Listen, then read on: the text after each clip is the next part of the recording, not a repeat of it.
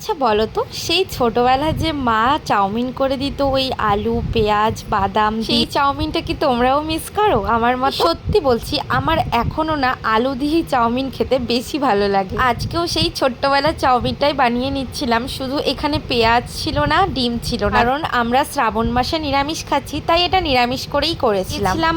আলু, গাজর, ক্যাপসিকাম, অল্প একটু ক্যাপসিকামও দিয়েছিলাম, টমেটো, কাঁচা লঙ্কা আর বাদাম দিয়ে চাউমিনটা করেছিলাম। আমার না সত্যি বলছি, দোকানের চাউমিন তো অবশ্যই ভালো লাগে, কিন্তু এই আলু দিয়ে চাউমিন তার থেকেও বেশি ভালো লাগে। তো এই যে আমাদের চাউমিন অলমোস্ট রেডি। আচ্ছা, আমাকে কমেন্টে কিন্তু জানিও যে তোমরা কে কে চাউমিন খেতে খুব ভালোবাসো আর আলু দিয়ে খেতে কতজন ভালোবাসো। আর বিকেলে অফিস থেকে আসার পর বরকে 1 প্লেট চাউমিন হাতে দিয়ে বললাম যে বলো খেতে কেমন হয়েছে। তো বললো বেশ ভালোই হয়েছে। মা বাবাও খেয়েছিল, মা বাবাও বলেছে খুব সুন্দর হয়েছে। আর আমার নিজের হাতের রান্না তো নিজের ভালো লাগবেই। তো চলো বাই।